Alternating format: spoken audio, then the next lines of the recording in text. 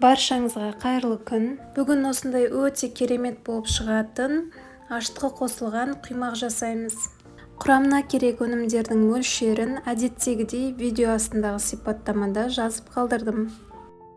Сүтті кішкене жылытып жіберіп қосамыз, ал қалған өнімдер бөлме температурасындай болу керек.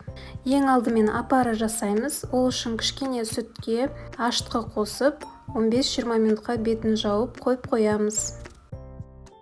Ал оған дейін жұмыртқа, қант және тұзды қосып, миксерлейміз.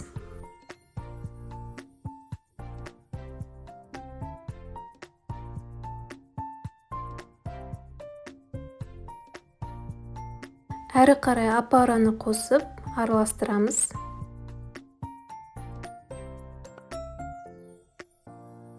Әрі қарай сүттің жартысын ғана қосып, ал ұнның толық бөлігін қосып, толық араластырамыз.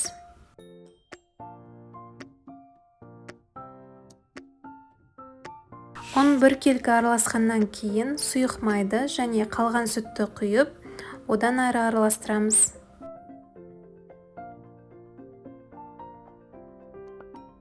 Біркелкі араласқаннан кейін 30 минутқа тынықтырып қоямыз.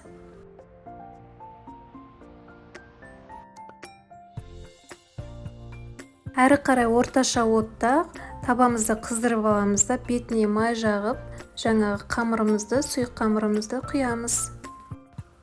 Осылайша барлық құймағымызды пісіріп аламыз. Көріп тұрғандарыңыздай өте әдемі болып түскен, жұп-жұмсақ, әрі өте дәмді болып шыққан.